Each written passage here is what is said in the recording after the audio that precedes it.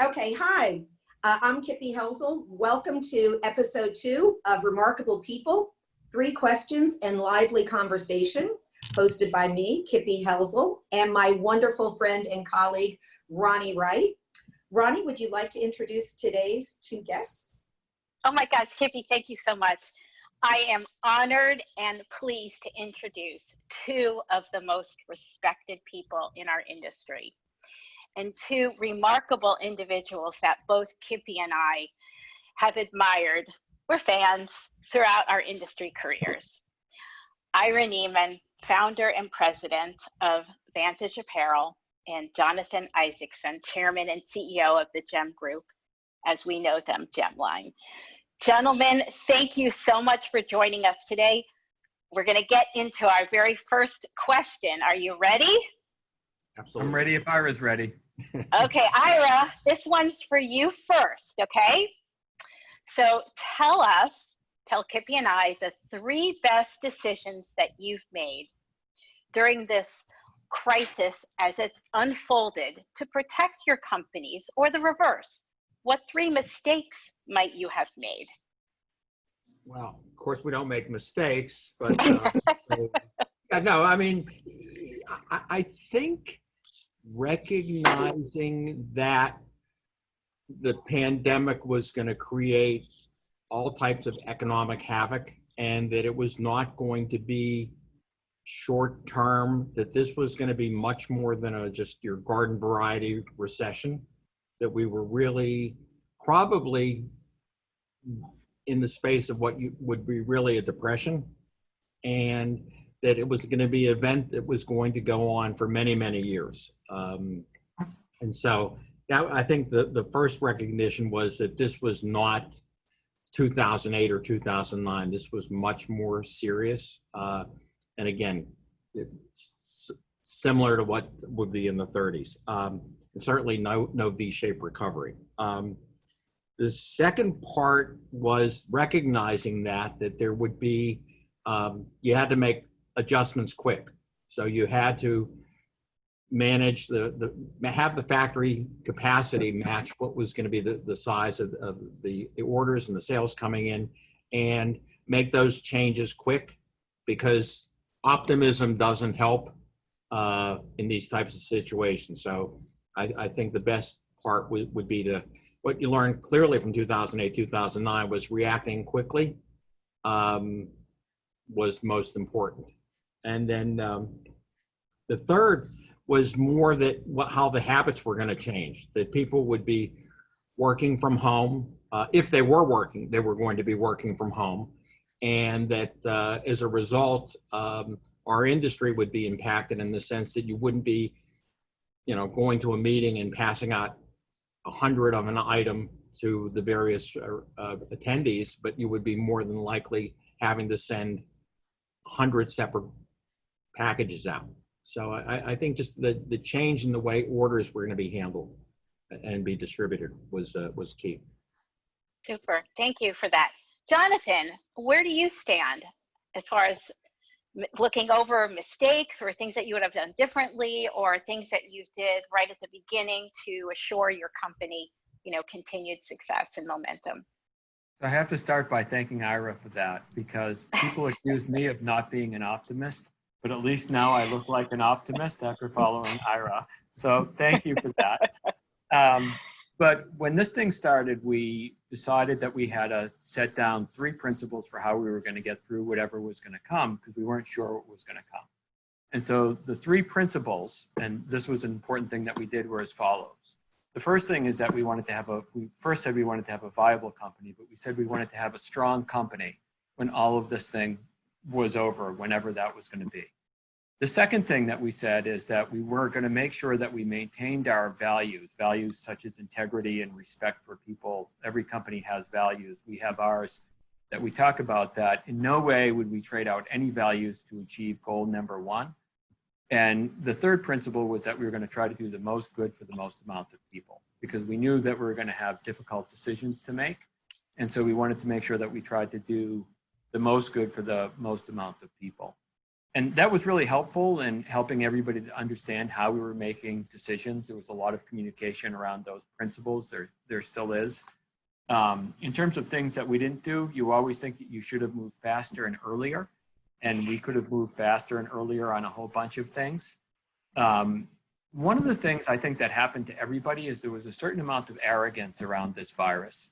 So when this thing was in China, everybody said, oh, this is just going to stay in China. And then it moved to Italy and we all said, oh, it's just the Italians, you know, won't leave Italy. Once it moved to Spain, we should all have been gathering stuff together.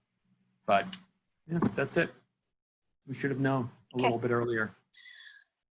Wonderful. Thank you. Thank you so much. All right, Kippie, I'm pitching it back to you.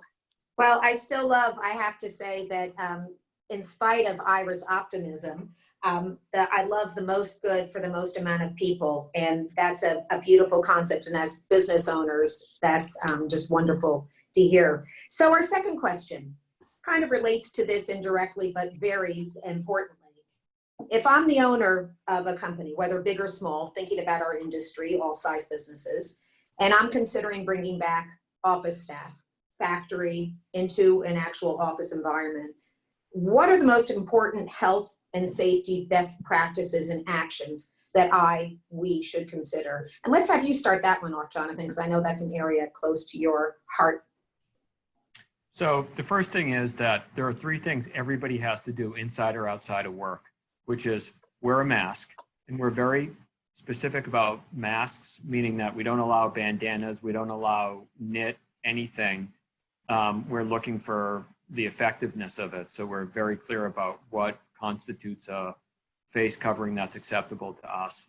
Distancing and making sure that people are using proper hygiene, washing their hands appropriately. There's a lot of training that goes on internally to bring people back so everybody understands what needs to get done. And very importantly, there's a lot of engineering controls.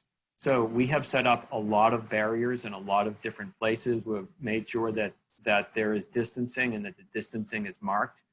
It is difficult to rely just on people to always do the right thing because we forget. When we talk to somebody, we want to get close to them. Well, most people you want to get close to. And so you want physical engineering controls, whether it's marks on the floor or lucite barriers or reminders, so that everybody knows the proper thing to do.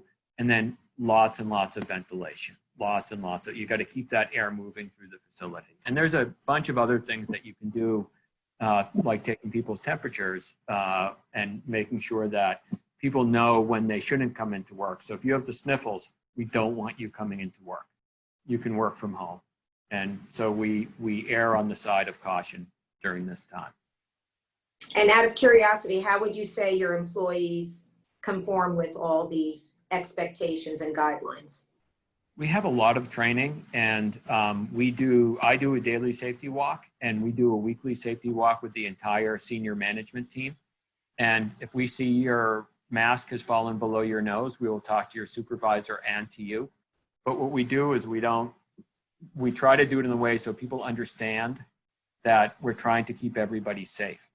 So we're looking, as we talked about internally, to plug mouse holes. So we're always walking around. We're very visible. The supervisors are walking around. Everybody's likely to get a case. Frankly, we haven't had any yet that we know about, but we explain to people that we're trying to keep them safe. We're trying to keep them safe for themselves, their family, and their community. And it's really about training so that everybody is on the same page in this. And I think people really appreciate the fact that we mean it when we say, we're just trying to keep you safe. We want you to come in healthy and we want you to leave healthy. And that's our singular goal. So if you see us standing there staring at you on your station, it might not be the job that you're running. It's we see something that may affect safety. And as we told our staff, our first priority is safety, our second priority is safety, and our third priority is safety, and everything else comes after that. Yeah. Again, doing the good for the most, and it becomes a group effort. Ira, how does your experience, what do you say to people who are looking for guidance on best practices? I think Jonathan did a great job sort of covering he did, you know, I give him that credit.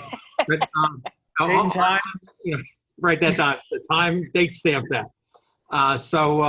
Yeah, certainly the safety aspects, but I think that there is a large part that's the psychological piece, and Jonathan alluded to it, but that's you need to reduce, you want to reduce the anxiety and stress of the staff. And I'll talk mostly on the office side. We didn't want to rush you know, we were comfortable with work from home because part of that had been the culture of, you know, because of snow and whatnot, people had laptops. We had that sort of built in, but we have not been in any rush to bring people back to return to work because we don't want people to be anxious or stressed. So we understand the kids are home. We understand this, it's not clear what's going on with schooling.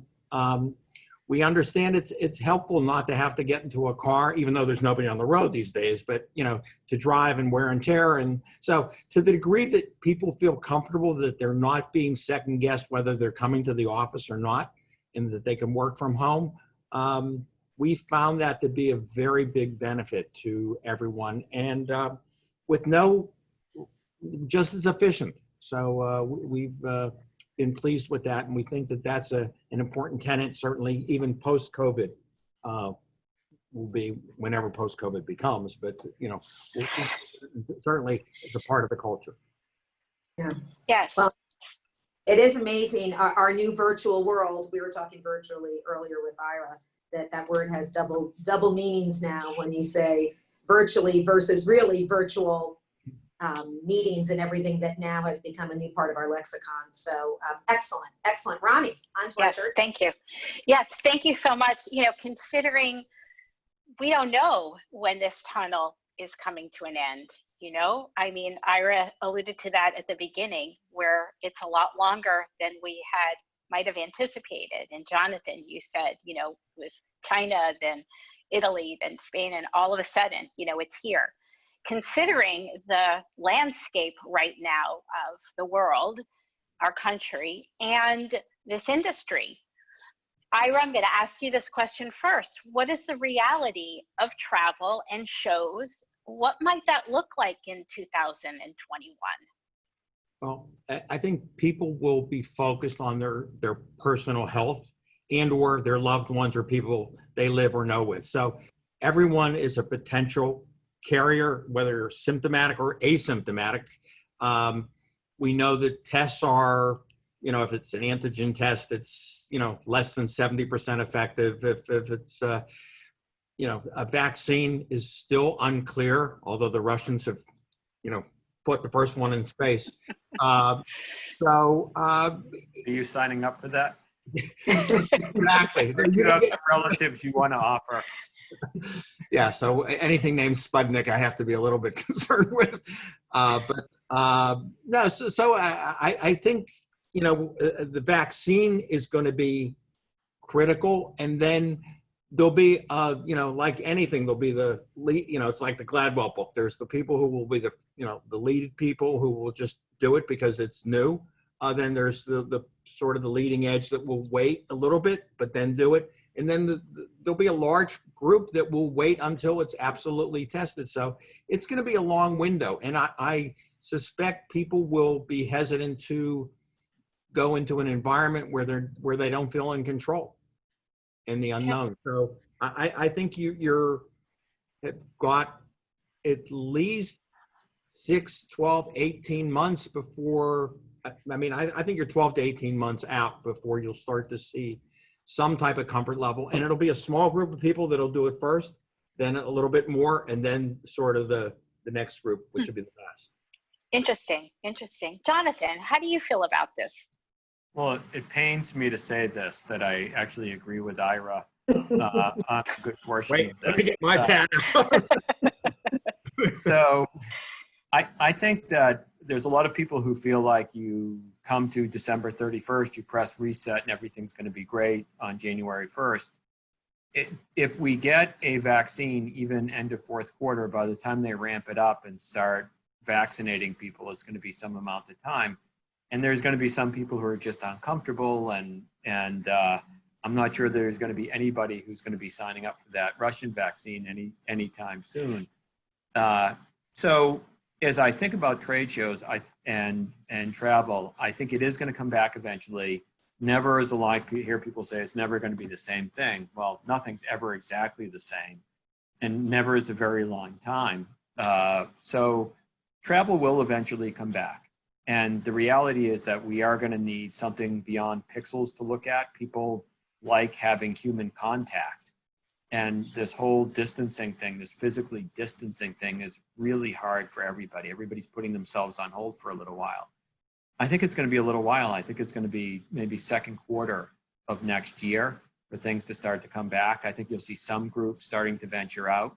But I think it's also going to be age dependent and risk tolerance dependent. So if I'm young and want to be back in college, I might be willing to jump back faster if I think there's a vaccine or a therapeutic that's going to allow me to get through this in some more reasonable way.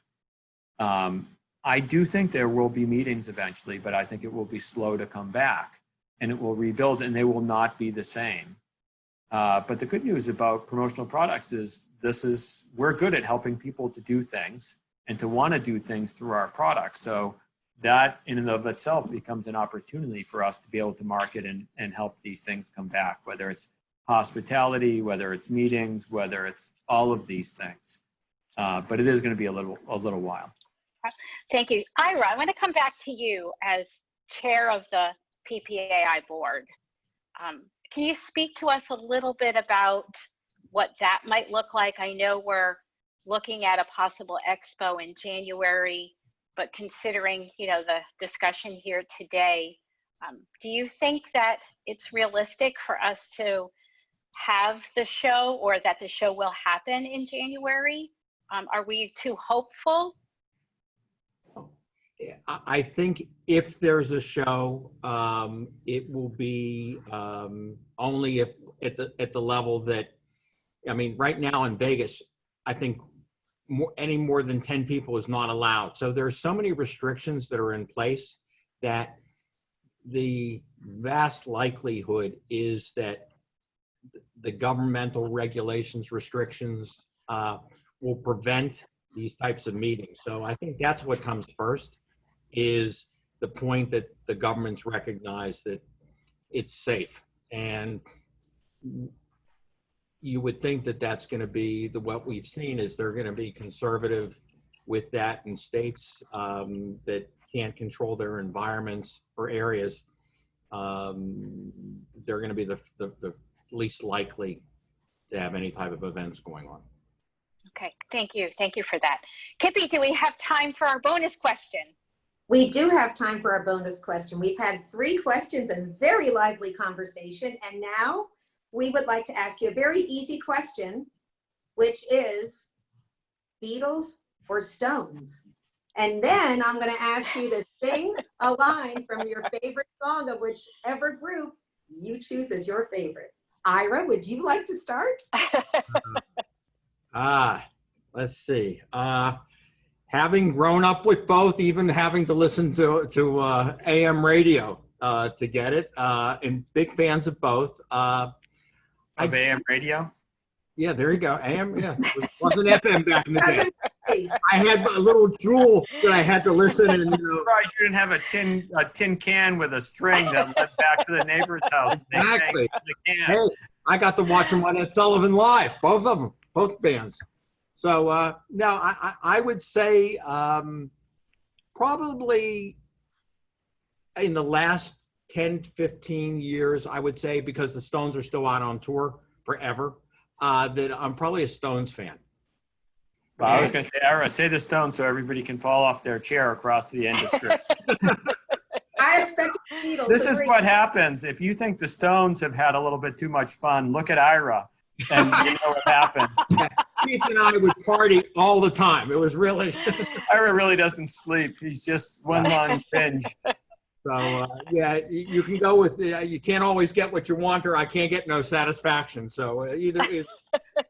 Yay. Exactly seen it, but that's okay. We'll accept it. That's good. But Jonathan, the pressure's on you then to add a little musical component to your answer. Well, all I can tell you is I never got the Stones. So it's the Beatles by far. It's not even close. I never got Mick Jagger. He's a little, I just, you know, you can't compare for me the talent level. I'm sure that a bunch of people have just taken us all off their buy from list, but the Beatles are just timeless. There's so much talent there and so many songs. I think they're going to last longer than the Stones, although it is a testament to human evolution, to something that the Stones can actually be up, given how much fun they had over all those years and everything that they partook of over those.